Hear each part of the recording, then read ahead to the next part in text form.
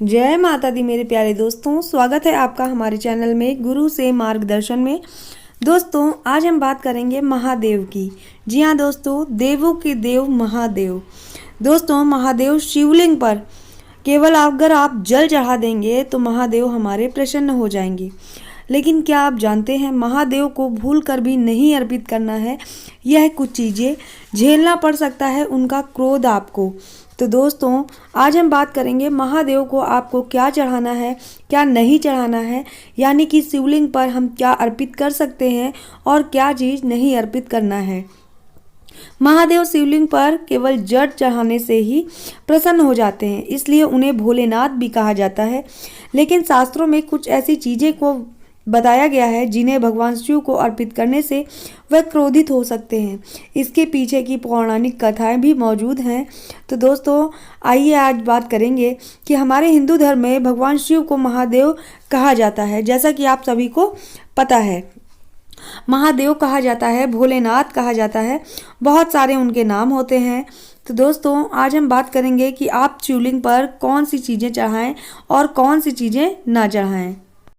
दोस्तों, जब हम महादेव की पूजा करते हैं तो पूजा के दौरान अक्षत, धतूरा, बेलपत्र आदि चढ़ाते हैं। तो आइए जानते हैं, वहीं पर अगर आप विशेष पूजा पाठ करने या शिवलिंग पर जल चढ़ाने से वह जल्दी प्रसन्न हो जाते हैं, तो आइए वहीं पर बात करते हैं कि क्या आपको नहीं चढ़ाना है। दोस्तों, आप सबसे पहले तो जल चढ़ाते हैं तो किस तरह से ना चढ़ाएं जल। यह बात हमेशा ध्यान रखें कि शिवलिंग पर शंख का इस्तेमाल करके जल नहीं चढ़ाना चाहिए। पौराणिक कथाओं के अनुसार शंखचूर्ण नामक के असुर का प्रतीक है, जिसका वध भगवान शिव शंकर द्वारा किया गया था। इसलिए भगवान शिव की पूजा में शंख का प्रयोग वर्जित किया जाता है। दोस्तों, अब वहीं पर बात कर लेते हैं, भगवान शिव को कभी भी तुलसी अर्पित नहीं करनी चाहिए। इसके पीछे की एक पौराणिक कथा मौजूद है, जिसके अनुसार देवी वृंदा के पति धर्म के कारण उसके राक्षस पति जालंधर का वध करना असंभव था। इसलिए भगवान विष्णु और महादेव ने मिलकर वृंदा के पति धर्म को भंग करने की योजना बनाई, जिसके कारण जालंधर राक्षस का वध किया गया। लेकिन सब इस छल का पता वृंदा को जब लगा तो उसने भगवान शिव को श्राप दे दिया, जो कि उन्हें पूजा के समय तुलसी दल जो चढ़ाएगा उसको पूजा का फल नहीं मिलेगा। तो दोस्तों, आप कभी भी भूल कर भी भगवान शिव को तुलसी दल ना चढ़ाएं। आपको हमने इसकी कथा बता दी है कि इसलिए उनको श्राप मिला था और इसलिए उनको तुलसी नहीं चढ़ाई जाती है। दोस्तों, अब बात करेंगे क्या चीज़ें नहीं चढ़ानी चाहिए। भगवान शिव को तिल भी अर्पित नहीं किया जाता है। तो दोस्तों, आप तिल भी अर्पित ना करें, क्योंकि तिल भगवान विष्णु के मैल से उत्पन्न हुए थे। साथ ही उन्हें नारियल भी अर्पित नहीं करना है, क्योंकि नारियल में माँ लक्ष्मी का वास होता है। इसलिए भगवान शिव को नारियल नहीं चढ़ाना चाहिए और न ही तिल चढ़ाना चाहिए। तो दोस्तों, आप ये बात ध्यान रखिएगा कि हमारे महादेव जो हैं उन पर ना तिल चढ़ाइए और ना ही नारियल चढ़ाइए। दोस्तों, अब बात करेंगे किन चीज़ों को अर्पित करना अशुभ माना जाता है। भगवान शिव को सिंदूर नहीं चढ़ाना चाहिए, क्योंकि सिंदूर जो होता है सौभाग्य की निशानी माना जाता है। इसलिए उन्हें सिंदूर की जगह सफ़ेद चंदन लगाएं। दोस्तों, भगवान शिव को कभी भी हल्दी अर्पित नहीं करी जाती है, क्योंकि शिवलिंग जो होता है पुरुष तत्व का प्रतीक माना जाता है और हल्दी स्त्रियों से संबंधित होता है। इस कारण भगवान शिव को पूजा के दौरान कभी भी हल्दी बिल्कुल ना चढ़ाएं। तो दोस्तों, इन बातों का ध्यान जरूर रखिएगा कि हम भगवान शिव को क्या अर्पित कर रहे हैं, क्या नहीं कर रहे हैं। ऐसा ना हो कि आप तो अच्छा कर रहे हैं लेकिन आपके साथ बुरा हो जाए, हमारे महादेव आपसे रुष्ट हो जाएं। तो दोस्तों, भूल कर भी ऐसी गलती आपको नहीं करनी है, नहीं तो इसका परिणाम आपको बहुत ज़्यादा बुरा झेलना पड़ सकता है। दोस्तों, उन्हें लाल कलर का सिंदूर भी नहीं चढ़ाना चाहिए। शिव जी की पूजा करने में सिंदूर का प्रयोग बिल्कुल भी ना करें। हिंदू धर्म में सिंदूर को सौभाग्य का प्रतीक माना जाता है। शिव जी को वैरागी और संहारक का रूप माना जाता है, इसलिए शिव जी को लाल सिंदूर नहीं चढ़ाना चाहिए। आप सफ़ेद सिंदूर या शिव जी को चढ़ा सकते हैं, या आप चंदन जो है उसका तिलक भी लगा सकते हैं। तो दोस्तों, अब जो हमने बताया था कि शंख शंख का प्रयोग आपको कैसे करना है या क्यों नहीं करना है। शिव जी की पूजा के समय शंख का प्रयोग नहीं करना चाहिए। भक्त लोग शंख से शिव जी का जलाभिषेक करते हैं, परंतु ऐसा नहीं करना चाहिए। शिव जी ने शंखचूर्ण नाम के असुर का वध किया था, जैसा कि हमने बताया आपको। इसलिए शिव जी की पूजा के दौरान शंख का इस्तेमाल बिल्कुल भी आपको नहीं करना है। दोस्तों, आप जैसे कि हमने बताया, तिल, आपको तिल का प्रयोग भी नहीं करना है, चाहे वो काला तिल हो या सफ़ेद तिल हो। अब बात कर लेते हैं फूलों के बारे में। शिव जी को लाल रंग की सामग्री और लाल फूल का प्रयोग नहीं करना चाहिए। जब भी आप शिव पूजा करें, लाल फूल और गुड़हल का फूल मुख्य रूप से शिव जी को अर्पित ना करें। अगर ऐसा करेंगे तो पूजा का परिणाम आपको शुभ नहीं मिलेगा, अशुभ मिलेगा।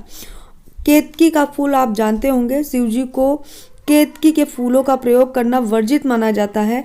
पौराणिक कथाओं के अनुसार केतकी के फूल को श्रापित माना गया है, इसलिए शिव जी की पूजा में कभी भूल कर भी केतकी का फूल इस्तेमाल ना करें। तो दोस्तों, इन चीज़ों को जो हमने बताया है, जैसे लाल रंग में सुहाग का सामान भी आता है, कुछ लोग लाल कलर की रोली का तिलक लगा देते हैं, इन सब चीज़ों को वर्जित माना गया है, इसके परिणाम अच्छे नहीं मिलते हैं। तो दोस्तों, ध्यान देने योग्य बातें हैं। वीडियो स्किप ना करते हुए आपको पूरा वीडियो देखना है, ताकि आपको पता चल सके कि हम जो शंकर जी की पूजा करते हैं तो आपको क्या चढ़ाना है, क्या नहीं चढ़ाना है। और अगर आप जल अभिषेक करते हैं शंख से तो वो भी बिल्कुल ना करें, क्योंकि यह अपशकुन होता है, अशुभ होता है। और इसके पीछे की क्या कथा है वो भी हमने आपको बताई हुई है।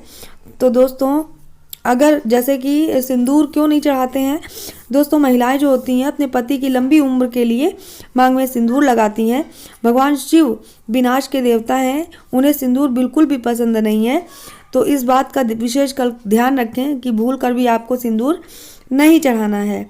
दोस्तों, भगवान शिव के बारे में तो हम सभी लोग जानते हैं, जहाँ एक तरफ महादेव बहुत दयालु हैं तो दूसरी तरफ वह क्रोधी स्वभाव के भी बहुत हैं। उन्हें सच्चे मन से जो याद करता है वह उसकी पुकार तुरंत सुनते हैं और उनके पास दौड़े चले आते हैं। तो दोस्तों, अगर आप भी चाहते हैं कि अपने घर के मंदिर में शिवलिंग स्थापित किया है, अगर आपने भी अपने घर में शिवलिंग स्थापित कर रखा है या स्थापित करने की सोच रहे हो, तो आपको इन बातों का जरूर ध्यान रखना है, क्योंकि भगवान शिव जब क्रोधित होते हैं तो पूरी पृथ्वी का विनाश करने की क्षमता रखते हैं। तो ऐसा कोई काम ना करें, ऐसी कोई चीज़ ना चढ़ाएं जो उन्हें पसंद नहीं है। तो आज हम आपको जो भी हमने आपको जानकारी दी है, तो भगवान शिव से संबंधित जानकारी दी है। दोस्तों, यदि आप अपने घर में शिवलिंग स्थापित कर रहे हैं तो उसे भूल कर भी कोने में या किसी ऐसी जगह ना रखें जहां उनकी पूजा न कर पाएं। ऐसा करने से शिव भगवान जो है क्रोधित हो जाते हैं, उनके क्रोध से बचना बहुत ज़्यादा मुश्किल होता है। तो दोस्तों, आपको क्या चढ़ाना है, क्या नहीं चढ़ाना है, ज़रूर से ज़रूर इन चीज़ों का ध्यान रखिएगा। और दोस्तों, एक बात और आपको बता देते हैं, शिवलिंग से संबंधित बात है, इसे खास तौर पर ध्यान रखिएगा।